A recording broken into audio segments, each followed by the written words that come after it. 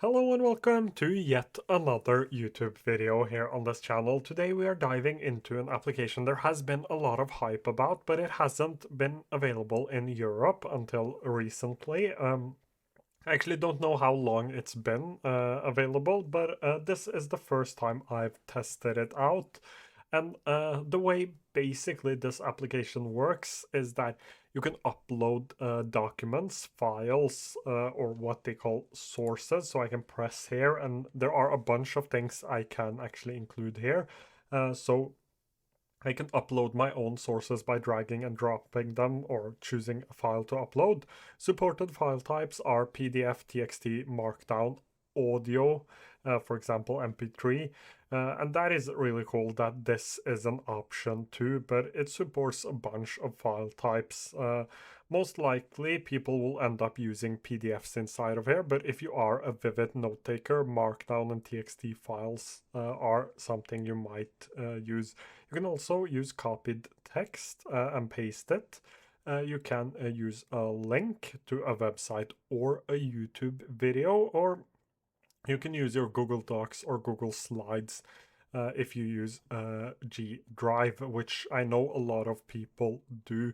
And this is more tailored towards students and researchers. That is probably who will benefit the most from this. I don't think this is as good, for example, if you work in a marketing or a sales team. I work in a marketing team, and I have seen like better options for that purpose. So it isn't a general note-taking application. It is more like a research tool and a tool for students.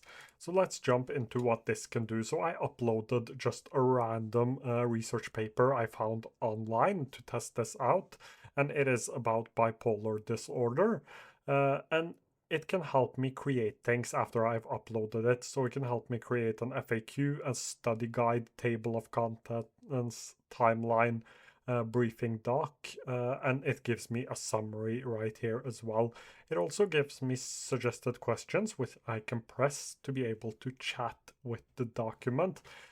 This is a really cool feature, but it is something I've seen in other applications as well. But here it gives me some of the key factors, including the identification of nonlinear dynamics in mood time series data according to the according to the source provided. And I can actually press this and I can save this as a note. And if you have used Google products before, this might feel a little familiar to you because this is the same interface as you have in Google Keep. So it looks just like Google Keep. And I can press this and I can just use this to help me understand more, to critique, to suggest new ideas, create outlines. So there are a bunch of things I can do inside of here. Here I can see all of the paper, and I can also jump between the key topics. So I can press discuss forecasting, or I press for forecasting here, and it will start discussing forecasting for me.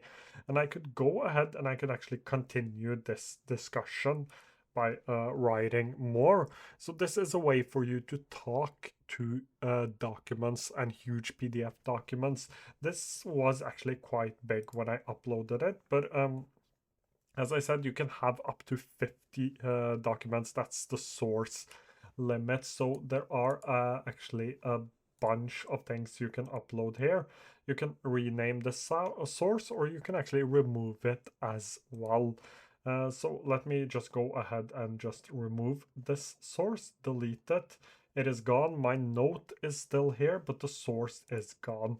And you can see that it removes the one source I had here. So you can go ahead and remove things and just add more sources.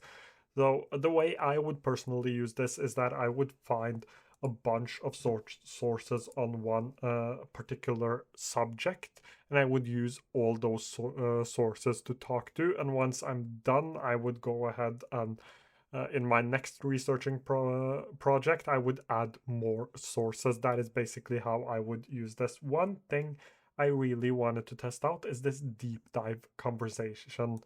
imagine your document having a podcast where there are two people actually discussing the things that is written inside of the documents. That is what this application does, this audio overview. This may take a few minutes and you don't have to wait here and watch it, but you could do that if you wanted to. But while this is working, I will just go ahead and I will talk a little bit more about the use cases of this and where I think Google will head with this product. So, as I said, the use cases are mainly for students and researchers. However, I don't think that this is going to be a standalone application. I think that this will be a part of the Google Suite and it will be a part of different um, different applications already inside of the Google Suite. So imagine having this inside of something like Google Docs or even something like Google Slides. You can have this inside of different Google applications. That's what I think they will end up doing when this is fully ready. Because the interface of this isn't necessarily too good. That's where I think it is headed. But I might be wrong because you have the ability to add notes here as well. And when you press a new note, you get like a really simple note editor, which I will go ahead and I will delete this note, but you get a really simple note editor. And you can also jump into these and actually change the notes, but you can't do that on saved responses. So you can do that with notes I've generated myself. So if I take a note and I just write something here, so let's just do test, go ahead and close this. I can actually open this back up and I can write, but when it comes to things I've saved from the chat, it actually takes or as it doesn't allow you to change the responses. So that is basically how the note taking work. As I said, you can use the notes to keep discussing with your content. You can also press the notebook guide here and that removes this whole thing. So you don't have to have that. You can go ahead and you can just continue this discussion without this thing right here. And it will go ahead and it will answer your questions. This is, as I said, still experimental, so there are a couple of issues with this that you have to be aware of. There are a few bugs, minor ones. I haven't found something that actually makes me not want to use the application, but there are bugs that you have to keep in mind. And I can also, as I said, press two of these and create a study guide combined to OneNote or suggest related ideas. This study guide right here might be something you would like if you are a student. When I was a student, we did not have these tools. Not that I was a good student. Let's now go ahead and test out this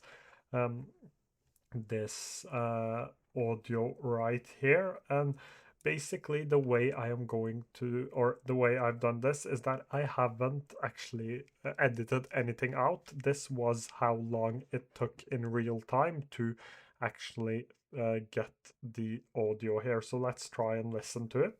Ready to dive into something really complex? I'm ready. Lay it on me. This one's all about the ups and downs of mood in bipolar disorder. Yeah, a topic that's always got people talking. And researchers, too. Oh, yeah, for sure. Decades of research on this. Exactly. And we're going deep. I like it. Like deep into a 2014 research paper from the International Journal of Bipolar Disorders. Sounds intriguing already. It's called Mood Dynamics in Bipolar Disorder. Yeah, gee. And it's by Moore and his team. They're really trying to untangle this whole question of...